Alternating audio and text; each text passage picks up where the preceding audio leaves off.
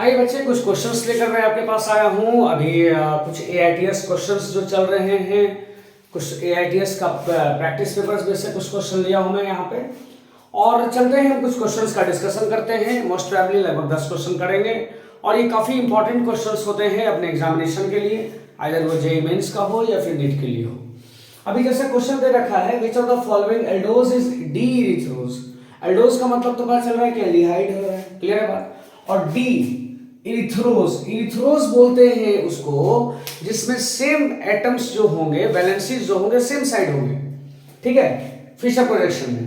और डी का मतलब क्या होता है, जो डी ग्लिसरॉल्डिहाइड यानी कि अपना OH जो ग्रुप है वो राइट साइड में हो, या NH2 ग्रुप अगर हमारा राइट साइड में होता है उसे हम लोग क्या बोलते हैं, डी फॉर्म, या फिर अगर लेफ्ट फॉर्म में रहेगा तो एल फॉर्म बोलेंगे। जैसे यहाँ पे बात करते हैं, अगर यहाँ पे बात करा जाए तो ये देखिए, ये आपका जो है वो डी फॉर्म में है क्योंकि राइट साइड में ये फॉर्म है, डी ग्लिसरॉल्डिहाइड के जैसा। यहाँ भी अगर बात करें तो ये भी डी फॉर्म में है, ठीक है। यहाँ बात करें तो ये एल फॉर्म में है, और यहाँ बात करें तो ये एल फॉर्म में है क्योंकि यहाँ पे लेफ्ट साइड में है। अब हमारे पास डी पूछा था तो हमारे पास आंसर हो सकता था हमारा फर्स्ट भी और सेकंड भी, समझे। अब लेकिन यहाँ पे हमसे क्वेश्चन पूछा है इरिथ्रो। इरिथ्रो का मतलब अगर सेम साइड होगा उसे हम लोग बोलेंगे इरिथ्रो। यहाँ पे डिफरेंट साइड्स में हो गया, इसे बोलेंगे थ्रियोज। क्या बोलेंगे? थ्रियोज बोलेंगे। यहाँ पे हुआ सेम साइड, ये भी हमारा इरिथ्रो है, बट यहाँ हमसे पूछा गया है डी इरिथ्रो और यहाँ पे दे रखा है क्या, एल इरिथ्रो। तो ये हम लोगों का रॉन्ग हो जाएगा। तो करेक्ट आंसर क्या बनेगा इसका? ऑप्शन नंबर 1 जो होगा यहाँ पे करेक्ट आंसर होगा, ठीक है। जल्दी से इसे नोट डाउन कर लीजिए या स्क्रीनशॉट ले लें, फिर उसके बाद हम लोग मिलते हैं दूसरे क्वेश्चन में। चलिए बच्चे, अगला क्वेश्चन हम लोग देखते हैं। क्वेश्चन एक रिएक्शन स्कीम से दे रखा है और ये करीबन 4-5 स्टेप में है, तो काफी इंपॉर्टेंट होता है। मान लीजिए कोई भी एक स्टेप हमारे लिए इंपॉर्टेंट बन सकता है, वहां पे जरूरी तो नहीं कि इसी सीक्वेंस से आपके पास क्वेश्चन है, लेकिन बाई चांस मान लेते हैं ये आ गया, ये आ गया, कुछ भी आ सकता है। तो आप इसको इस तरह का क्वेश्चन को थोड़ा अच्छे से समझेंगे। कह रहा है ए बराबर यानी Br2FeCl3, यानी रिएक्शन क्या है, ब्रोमिनेशन। यानी यहां से क्या करेंगे, Br पॉजिटिव जो इलेक्ट्रोफाइल है वो सब्स्टिट्यूट होगा। कौन सा मैकेनिज्म? इलेक्ट्रोफिलिक सब्स्टिट्यूशन रिएक्शन से। तो अब कहां सब्स्टिट्यूट होगा ये बात जानते हैं। तो एक दे रखा है CH3 और एक दे रखा है NO2, और हम लोग जानते हैं कि एक अगर इलेक्ट्रॉन डोनेटिंग ग्रुप है और एक इलेक्ट्रॉन विड्रॉइंग ग्रुप है, तो जो ओरिएंटेशन होगा इलेक्ट्रोफाइल का वो इलेक्ट्रॉन डोनेटिंग ग्रुप के अकॉर्डिंग होगा। तो इलेक्ट्रॉन डोनेटिंग ग्रुप के अकॉर्डिंग आइदर ऑर्थो पे या पैरा पे, तो पैरा तो ब्लॉक है, तो हमारा इस ऑर्थो पोजीशन पे ब्रोमीन का क्या होगा, सब्स्टिट्यूशन। यानी ए बराबर जो हम लोग बनाएंगे वो कुछ ऐसा बन रहा है। ये हो गया CH3, यहां पे हो गया Br और यहां पे आ गया आपका NO2, क्लियर है बात। उसके बाद देखिए बच्चा बोल रहा है SnHCl।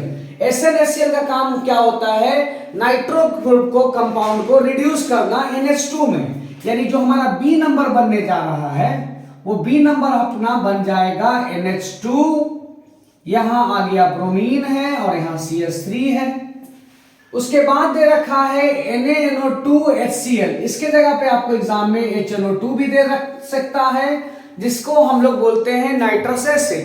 0 to 5 डिग्री सेल्सियस पे, तो यहाँ पे क्या कर देगा, यहाँ बन जाएगा बेंजीन डाइजोनियम हैलाइड। क्या बनेगा, बेंजीन डाइजोनियम हैलाइड। यानी कि इस तरीके से हम लोग बनाएंगे यहाँ पे C, यानी कि C बराबर जो होगा, सॉरी Br और ये था CH3, और ये बन जाएगा N2 plus Cl minus, benzene diazonium halide जिसका नाम देंगे, ठीक है। उसके बाद बोल रहा है H3PO2।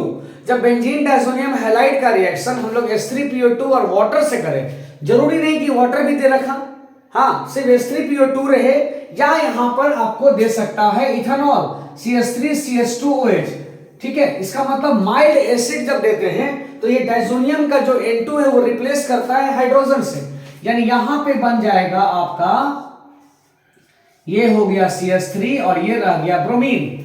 यहां से N2 जो है क्या किया, रिप्लेस कर दिया हाइड्रोजन से।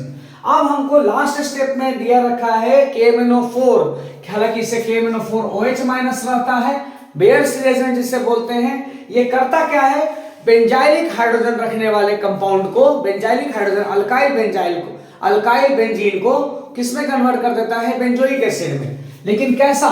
जिसके पास बेंजाइलिक हाइड्रोजन होगा। तो यानी ये जो हमारा ई नंबर बन रहा है, फाइनल आंसर जो बन रहा है वो क्या बन जाएगा? C डबल बॉन्ड OH और यहाँ पे बन गया ब्रोमीन। तो ये हम लोगों का यहाँ पे करेक्ट आंसर आ रहा है। क्या नाम देंगे? Ortho bromo benzoic acid. Clear है? इसमें हमने आपको ऑप्शन नहीं दे रखा था, थोड़ा बोर्ड का हमारा साइज कम होने के कारण ऑप्शन नहीं दे रखे। अगले बार से क्वेश्चन का ऑप्शन रखते हैं। जल्दी से इसे आप लिख लो, समझ लो कैसे बना है ये। चलिए बच्चे अगला क्वेश्चन नंबर तीसरा देखते हैं। बहुत सिंपल सा क्वेश्चन है। कह रहा है कि द मोस्ट बेसिक कंपाउंड कौन सा होगा? कैसे समझते हैं? अगर बेसिक क्वेश्चन अगर आ जाता है यहाँ पे तो ध्यान दीजिएगा, जिस भी नाइट्रोजन का लोन पेयर अगर रेजोनेंस में इन्वॉल्व कर रहा है तो वो लेस बेसिक होगा। जो अगर sp3 है और sp2 है तो sp3 वाला ज्यादा बेसिक होगा sp2 से। क्लियर है बात? अब हम लोग देखते हैं कि कौन सा कंडीशन कहाँ आता है। ये रह गया अपना पायरिडीन। पायरिडीन का क्या हो गया बच्चे? यहाँ का जो लोन पेयर है वो कहाँ है? sp2 में है। इस पायरोल में क्या हुआ? पायरोल का जो लोन पेयर है वो रेजोनेंस इन्वॉल्व कर रहा है और साथ में एरोमेटिसिटी इन्वॉल्वमेंट है। तो ये एरोमेटिक मॉलिक्यूल होने का अपना लोन पेयर बाहर निकालना नहीं चाहेगा। अब आ जाते हैं ऑक्सीजन के पास और नाइट्रोजन के पास किसी भी तरीके का रेजोनेंस नहीं है। इसका मतलब यहाँ पे लोन पेयर लोकलाइज्ड है। तो लोकलाइज्ड है तो नाइट्रोजन एंड ऑक्सीजन में बात करें तो जानते हैं कि नाइट्रोजन इज लेस बेसिक। तो लेस बेसिक हो sorry nitrogen is less electronegative, not basic. Nitrogen is less electronegative. तो बोल सकते हैं कि लेस इलेक्ट्रोनेगेटिव होने के कारण इलेक्ट्रॉन डोनेट करने का टेंडेंसी ज्यादा होगा ऑक्सीजन से। दैट्स व्हाई बेसिक कैरेक्टर यहाँ पे सबसे ज्यादा किसका होगा? तो ऑप्शन नंबर 4 का। क्लियर है? मिलते हैं अगला क्वेश्चन पे जल्दी से। चलिए बच्चे अगला क्वेश्चन देखते हैं। एक यहाँ पे रिएजेंट पूछा जा रहा है कि जो रिएजेंट यूज करेंगे कन्वर्जन में क्या होगा। इसमें यानी रिएक्टेंट भी दे रखा है, प्रोडक्ट भी दे रखा है और अपने से पूछा है रिएजेंट। तो यहां समझते हैं क्या दिया है? OH को एज इट इज छोड़ा गया है और CO यानी कार्बोनाइल को CH2 में कन्वर्ट हुआ। इसका मतलब हम लोग यहां पर सोच सकते हैं कि सर दो रिएक्शन हम लोग यहां पर जान रहे हैं। एक होता है क्लेमेंसन रिडक्शन और दूसरा होता है वुल्फ क्रिस्टल। तो दोनों की अपने पास दे भी रखा है ऑप्शन में। एक दे रखा है क्लेमेंसन और दूसरा दे रखा है वुल्फ क्रिस्टल। तो अब हम लोग को थोड़ा समझना होगा एक पॉइंट को यहाँ पे कि अगर ये OH नहीं रहता तो दोनों में से हम कुछ भी यूज कर सकते थे, लेकिन अगर ये OH है, इस OH को बोलेंगे एसिड सेंसिटिव ग्रुप। अगर इसके साथ अगर हम लोग एसिड ले आते हैं HCl तो ये OH को क्या करेगा? बेटर लिविंग ग्रुप बनाएगा और बेटर लिविंग ग्रुप बनाकर यहां Cl को सब्स्टिट्यूट कर देगा। समझ रहे बात? यानी इस जगह पे अगर हम लोग वुल्फ क्रिस्टल ले लें तो अपना जो प्रोडक्ट बन जाएगा वो प्रोडक्ट क्या बनेगा? वो प्रोडक्ट बनेगा CH2 CH3 और OH के जगह पर आ जाएगा Cl। लेकिन ऐसा तो दिया हुआ नहीं है, यानी कि यहां पर हमें यूज करना होगा वुल्फ क्रिस्टल रिडक्शन। ठीक है? क्योंकि इस KOH से इस OH को कोई हार्म होने वाला नहीं है, लेकिन यहां पर इस HCl से हार्म होता है। कैसे होता है? यहां से प्रोटोनेशन करते बेटर लिविंग ग्रुप बनता और बेटर लिविंग ग्रुप बनने के बाद क्या करता है? लिविंग ग्रुप Cl माइनस आकर वहां अटैक कर देता। इसलिए इसको बोलते हैं एसिड सेंसिटिव ग्रुप। और एसिड सेंसिटिव ग्रुप जो होते हैं, एसिड सेंसिटिव ग्रुप, उसके साथ हम लोग क्लेमेंसन रिडक्शन नहीं करते हैं। क्लियर है बात? तो हम लोग यहाँ पर करेक्ट आंसर क्या हुआ? Option number 4। यानी रिएजेंट जो होगा वो होगा NH2 KOH इथाइलिन ग्लाइकॉल, जिसका रिएक्शन का नाम होगा वुल्फ क्रिस्टल रिडक्शन। अगला क्वेश्चन देखते हैं। चलिए बच्चे अगला क्वेश्चन जो हम लोग के पास है वो क्वेश्चन है यहाँ पर एक स्टेटमेंट वाइज। और स्टेटमेंट और अभी देख रहे हो कि स्टेटमेंट का भी क्वेश्चन आपके एग्जामिनेशन में भी आ रहा है। तो स्टेटमेंट वाइज क्वेश्चन में क्या यहाँ बोला है? Statement number 1, carboxylic acid reacts with NaHCO3 to evolve CO2। और ये बिल्कुल सही स्टेटमेंट है। ठीक है? अब स्टेटमेंट नंबर 2 पढ़ते हैं कि carboxylic acid are weaker than carbonic acid. ये गलत हो गया बच्चे। कार्बोनिक एसिड का मतलब क्या होता है बच्चा? H2O और CO2 जब कंबाइन करता है तो बनता है H2CO3, जिसका की pK वैल्यू होता है 6.4 और कार्बोक्सिलिक एसिड का जो pK वैल्यू होता है वो 4 के अराउंड होता है। इसका मतलब carboxylic acid are more stronger than what, carbonic acid, that's why it is evolving CO2। अब आपके पास एक और क्वेश्चन डिस्कशन कर लेंगे साथ में यहीं पर। तो इसका मतलब कार्बोक्सिलिक एसिड और नॉट वीकर, कार्बोक्सिलिक एसिड और स्ट्रॉन्गर होना चाहिए था, यानी स्टेटमेंट 2 जो होगा वो क्या हुआ, गलत हुआ। तो हम लोग के पास ऑप्शन जैसा दे रखता है वैसा हम लोग सुनते हैं, एक बार ऑप्शन पूरा लिखा नहीं हूं। बोलता है statement number 1 and statement number 2 are correct, गलत हो गया। Statement 1, both statement 1 and both statement 2, मतलब both statement 1 and statement 2 are incorrect, ये भी गलत है। उसके बाद बोल रहा है स्टेटमेंट 1 इज इनकरेक्ट, गलत, एंड स्टेटमेंट 2 इज करेक्ट, गलत है। स्टेटमेंट 1 करेक्ट है, स्टेटमेंट 2 इनकरेक्ट है। तो हम लोग के पास अगला ऑप्शन दे रखा है statement 1 is correct and statement 2 is incorrect. Clear है, यानी यहाँ पे जो ऑप्शन नंबर 4 था वो करेक्ट आंसर था। अब हम लोग थोड़ा सा बात कर लेते हैं कि सर और कौन से ऐसे कंपाउंड्स होते हैं जो NaHCO3 से रिएक्शन कर CO2 को इवॉल्व करता है। ये बहुत इंपॉर्टेंट एग्जामिनेशन के लिए क्वेश्चन बनता है। तो अब आपके पास दे देगा क्या कि विच of the following will evolve CO2 या विच of the following will dissolve in sodium bicarbonate. तो देखना बच्चा, यहां पर याद रखना कोई भी carboxylic acid HC double bond OH हो जाए, PHC डबल बॉन्ड OH हो जाए, फॉर्मिक एसिड हो जाए, हाँ कोई भी कार्बोक्सिलिक एसिड हो जाएगा, वो CO2 को इवॉल्व करना है। उसके बाद आ जाता है sulphonic acid RSO3H, sulphonic acid भी इवॉल्व करता है क्योंकि सल्फोनिक एसिड भी स्ट्रॉन्गर एसिड होता है, किससे, कार्बोनिक से। इसका मतलब कह सकते हैं कि जो भी कार्बोनिक एसिड से स्ट्रॉन्गर एसिड होगा वो इक्विलिब्रियम को शिफ्ट कराएगा और वो रिएक्शन फिजिबल होगा और CO2 और वाटर यानी कार्बोनिक एसिड का इवॉल्व करेगा। क्लियर है, बहुत इंपॉर्टेंट बात है यहाँ पे। उसके बाद यहाँ पे आएंगे पिक्रिक एसिड, पिक्रिक एसिड भी यहाँ पे इवॉल्व करवाएगा। और उसके बाद ये कंपाउंड है 2,4 डाइनाइट्रोफिनॉल, 2,4 डाइनाइट्रोफिनॉल जो है ये भी इवॉल्व करवाता है। अब यहां पे बात करते हैं कि फेनॉल इवॉल्व करता है क्या, फेनॉल इवॉल्व कर सकता है, नहीं कर सकता है। कोई भी अल्कोहल कर सकता है क्या, नहीं कर सकता है। तो ये क्वेश्चन को ध्यान रखो, ये ऑप्शन यानी दो स्टेटमेंट, दो क्वेश्चन हो गया इसमें। एक हो गया ये स्टेटमेंट वाइज क्वेश्चन और दूसरा हो गया कि NaHCO3 में कौन है जो इवॉल्व करता है CO2 को या कौन है जो डिसॉल्व करता है CO2 में। बात क्लियर हो रहा है यहाँ पे बच्चे, समझ में आ रहा है। बहुत इंपॉर्टेंट एग्जामिनेशन के लिए क्वेश्चन है ये, हर बार कहीं ना कहीं क्वेश्चन आपको मिल जाता है। जल्दी से आगे क्वेश्चन अगला में बढ़ते हैं, नोट डाउन कर लीजिए जल्दी से।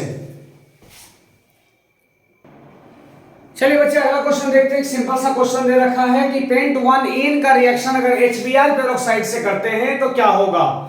तो इसको बना लेते हैं हम लोग। पेंट 1 इन का मतलब हो गया 5 कार्बन का चेन है, CH2 and then here CH3 और यहां दे रखा है HBr पेरोक्साइड। तो HBr पेरोक्साइड आप जानते हो खराश इफेक्ट होता है, एंटी मार्कोनिकॉफ रूल को फॉलो करेगा यहां प्रोडक्ट बनाने में। ठीक है, प्रोडक्ट बनाने में क्या फॉलो करता है, एंटी मार्कोनिकॉफ रूल। लेकिन मैकेनिज्म जब देखा जाता है, हाँ मैकेनिज्म जब बात करते हैं तो वो होता है मार्कोनिकॉफ। लेकिन उससे कंफ्यूजन मत होना, डायरेक्ट बनाना है प्रोडक्ट एंटी मार्कोनिकॉफ, खराश इफेक्ट होता है। यहाँ पर क्या होता है, electrophile, electrophile is Br radical, ये भी ध्यान रखना, ये भी क्वेश्चन पूछा जाता है। ये रिएक्शन कौन सा हुआ, तो फ्री रेडिकल एडिशन रिएक्शन। क्या होगा, फ्री रेडिकल एडिशन रिएक्शन। क्या होगा, फ्री रेडिकल एडिशन रिएक्शन होगा। ठीक है, ये बात समझना, यानी कि यहां से बन जाएगा CH3 CH2 और यहां बनने जा रहा है CH2Br।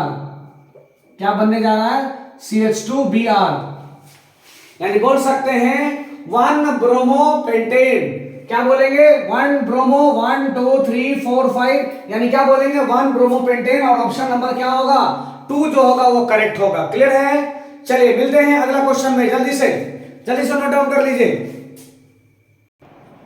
चलो बच्चे अगला क्वेश्चन देखते हैं। यहाँ पे आइसोमेरिज्म से क्वेश्चन आ रहा है। क्या बोल रहा है, इसमें 6 ट्रांस और EZ साथ में। तो E और Z का तो कॉन्सेप्ट हम लोग जानते हैं। क्या होता है, जो हायर एटम्स में, दोनों में CIP रूल के अकॉर्डिंग देखते हैं तो 1 ब्रोमीन एंड क्लोरीन में कौन होगा, 1, और यहाँ पे क्या होगा, ये 2 होगा। अब यहाँ पे क्लोरीन है 1 और यहाँ पे कार्बन है 2। इस दोनों में क्या देख रहे हैं कि 1 and 1 सेम साइड है, इसका मतलब ये क्या हो गया, Z हो गया। समझे बात को। और यही अगर हाई प्रायोरिटी अपोजिट साइड रहता तो क्या बोलते, E। Z का मतलब होता है जूसामेन। जेड का जो फुल फॉर्म होता है क्या होता है, जूसामिन, और ई रहता तो उसका फुल फॉर्म होता है एंटीजन, ENTEGEN, एंटीजन। हाँ, उससे मतलब नहीं, लेकिन हल्का फुल्का से समझना, वर्ड्स को याद रखना है, कोई बहुत बड़ा इशू नहीं। तो अब यहाँ पे सिस या ट्रांस, तो भाई Cl एंड Cl तो अपोजिट डायरेक्शन में हो गया, तो क्या हो गया ये हो गया आपका ट्रांस, और साथ में क्या हो गया, जेड, यानी ऑप्शन नंबर 2 यहाँ पे करेक्ट आंसर हो रहा है। चलिए मिलते हैं अगला क्वेश्चन में जल्दी से। चलिए बच्चे अगला क्वेश्चन नंबर 8 देखते हैं। एक रिएक्शन स्कीम का क्वेश्चन आ चुका है यहाँ पे, और पहला ऑप्शन बोल रहा है, इसमें बोला जा रहा है फाइंड द एक्स। तो पहले हम लोग बात करते हैं एक्स के लिए, बाद में देखा जाएगा, पहले ए तो समझ लें। ए बोल रहा है इस कंपाउंड के साथ, यानी साइक्लोहेक्सीन के साथ NBS, NBS का मतलब होता है एन ब्रोमोसक्सिनामाइड, ये क्या कराता है, अलाइलिक और बेंजाइलिक ब्रोमीन का सब्स्टिट्यूशन कराता है। तो बेटा यहाँ पे ब्रोमीन, ये हो गया, क्या हो गया, ये हो गया अलाइलिक पोजीशन, ये क्या हो गया, अलाइलिक पोजीशन हो गया, अलाइलिक पोजीशन बोलते हैं इसे, ये भी क्या हो गया, अलाइलिक पोजीशन हो गया। क्लियर बात। तो अब हम लोग यहां पर देखते हैं, यानी इस अलाइल पोजीशन पे कौन सब्स्टिट्यूट करेगा, ब्रोमीन। उसके बाद बोल रहा है मैग्नीशियम ईथर। तो हम लोग जानते हैं कि अल्काइल ब्रोमाइड का रिएक्शन या फिनाइल ब्रोमाइड का रिएक्शन या अल्काइल ब्रोमाइड का या अल्काइल क्लोराइड का रिएक्शन अगर हम लोग मैग्नीशियम ईथर के साथ करते हैं तो ग्रिनार्ड रिएजेंट बनता है। यानी यहां से जो बनने जा रहा है वो आपका बनेगा MgBr। क्या बनेगा, MgBr। और MgBr बनने के बाद बोल रहा है रिएक्शन अगला CO2 के साथ, किसके साथ कह रहा है, CO2 के साथ। तो CO2, अब CO2 में क्या होगा भाई, तो यहां समझते हैं, थोड़ा सा मैकेनिज्म वाइज देख लेते हैं। ये हो गया आपका CO2, और यहां पे होता है इस कार्बन पे माइनस, मैग्नीशियम पे प्लस, दैट्स वाई यहां पे बोलते हैं अल्काइनाइड आयन बोलते हैं इसे। हाँ, तो ये चलते हैं एज अ न्यूक्लियोफाइल का काम करेगा, और ये इसके ऊपर अटैक किया, बॉन्ड क्लीव किया, और प्रोटोनेशन दे रखा है, यानी यहाँ H मिलेगा। इसका मतलब यहां से प्रोडक्ट हम लोग क्या बनाने जा रहे हैं, प्रोडक्ट बनाने जा रहे हैं C डबल बॉन्ड OH, और ये क्या रह गया, डबल बॉन्ड। तो अगर यहां पे हमसे ऑप्शन देखा जाए तो कौन सा करेक्ट ऑप्शन होगा, ऑप्शन विल बी 4, यानी ऑप्शन नंबर 4 यहां पे क्या होगा, करेक्ट आंसर होगा। क्लियर है बात, समझ में आ गया। क्या किए हम लोग, पहले क्या किए, NBS अलाइलिक सब्स्टिट्यूशन या बेंजाइलिक सब्स्टिट्यूशन कराता है, उसके बाद मैग्नीशियम ट्राइथर दिए, यानी ग्रिनार्ड बना, और ग्रिनार्ड जिस कार्बन से मैग्नीशियम लगा रहता है वो माइनस चार्ज होता है। हाँ, तो अब यहाँ पे ये एज ए न्यूक्लियोफाइल कैसा काम किया बेटा, एज अ न्यूक्लियोफाइल अटैक किया कार्बन के ऊपर, CO बॉन्ड को क्लीव किया, यानी ये बन गया O माइनस। यहाँ बीच में क्या बना होगा, ये बना था आपका, एक बार देख लो, C double bond O minus, इसे आपने क्या दिया, H प्लस दिया, नंबर 2 स्टेप में प्रोटोनेशन किया, और ये क्या बन गया, कार्बोक्सिलिक एसिड। क्लियर है बात। अब अगर थोड़ा इसका नोमेनक्लेचर कर लो, यानी 1 2 3 ऐसा बोलना होगा, यानी क्या बोलना होगा, साइक्लोहेक्स 2-इन, हाँ, साइक्लोहेक्स 2-इन 1 पे क्या है बेटा, कार्बोक्सिलिक एसिड है।